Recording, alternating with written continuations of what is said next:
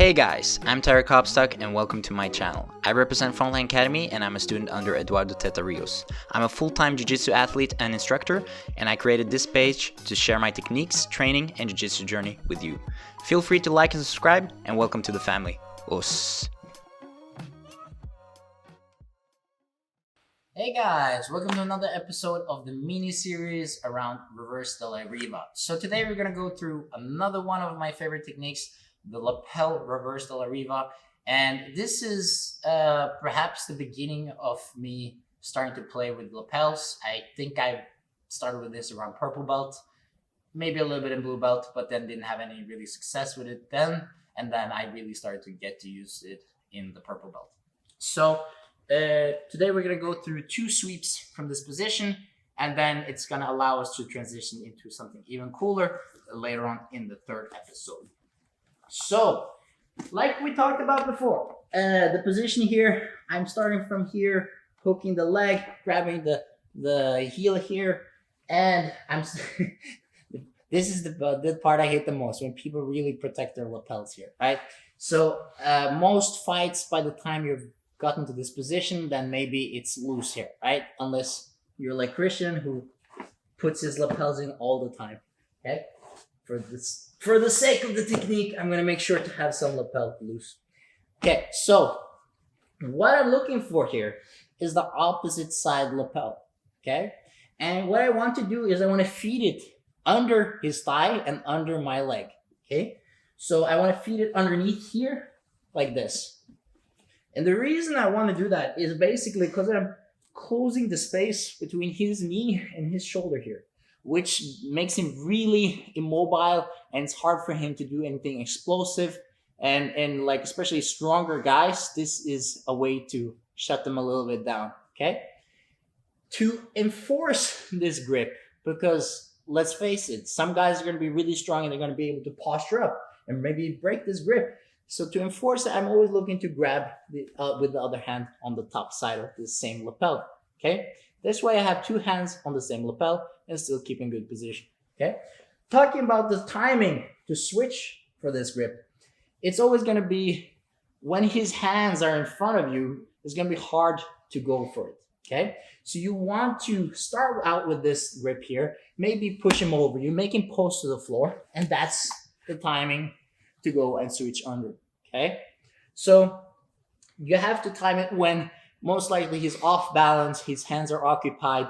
Maybe if he's like looking at this leg for some reason, then maybe I would try to do it as well, okay? So always try to make him occupied with something else, and then it's easier to get it. Once I got into this position, I'm gonna do one more switch here, okay? So watch how my hand or my arm is between my legs here and grabbing the lapel, which passes underneath here, okay?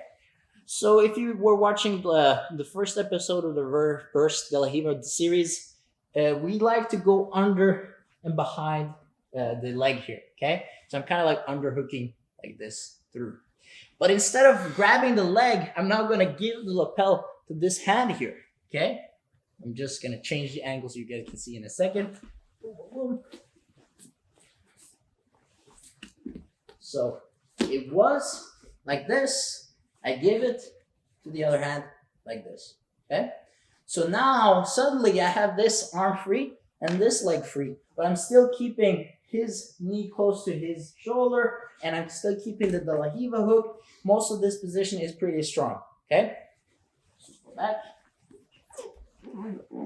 Here. So we're gonna do the first and easy sweep here, okay?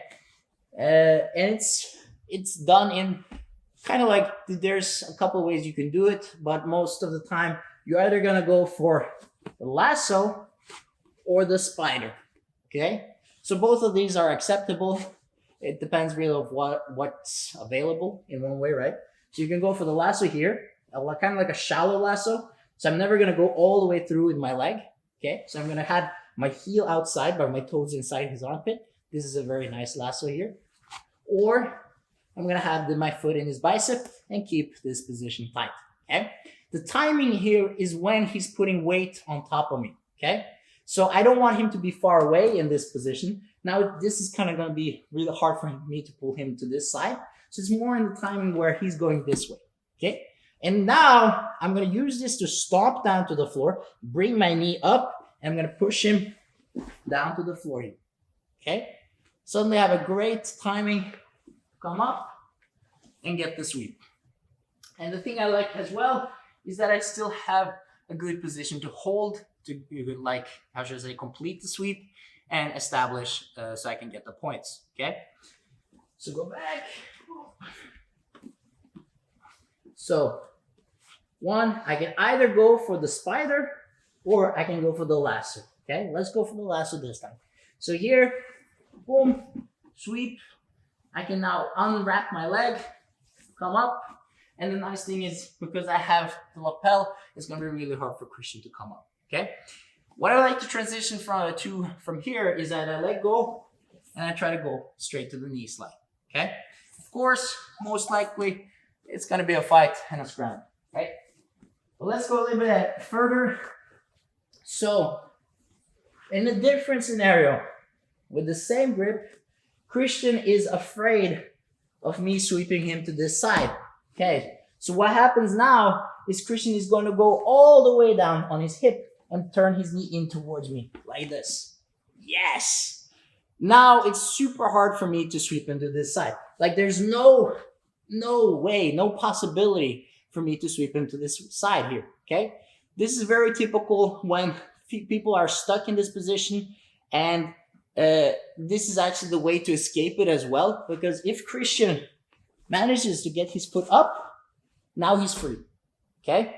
So the thing is, he wants to take all the weight off this foot so he can hook it out and then get it down. Now suddenly he can come back up and he's free, right? Okay, so knowing this, I have to be a little bit aware of the escape. So I have to be tight here and manage to pull him tight to me. Now it's going to be a little bit harder, but of course I don't have all the time in the world, okay? So having this grip still, I'm going to be grabbing the top of the collar here and I'm going to control this. My free leg, I'm going to step on his knee here. So I want to open up a little bit of a space so that I can pull this leg that's in between out. Okay, so if that makes sense, I'm going to go and make a little bit of a ballet foot like this. This way it's going to slide out nice and easy from the wrap that I've made, okay? Like I said, if the knee is pointing up, I want to push the knee away so now I can get my foot out, okay? And here comes the timing. So I'm here, I'm pushing, and now as soon as both of my knees are tied to my chest, I'm going to now kick and push with both of my legs and pull with my arms. So I'm here, whoop, and all the way up. Let's go a little bit closer. So, boom, here, Christian goes down, and we're here, okay? So I'm gonna kick with this leg, open up, and now both of my legs are free. So I'm gonna kick both of my legs through and pull myself close to his chest, okay? Just so you guys know, there's no slow motion doing this. You have to kind of commit. Boom. One more time. Boom, boom. Here. Grabbing. Here. And all the way up here. And you might not necessarily end up in side control. I have ended up in reverse mount. There are several situations that I've ended up because of this. But most of the time, I can establish the top position, which is in one way a win if you really need those points, right? Well, thank you guys for watching. And as always, please like and subscribe. I'll see you guys next time.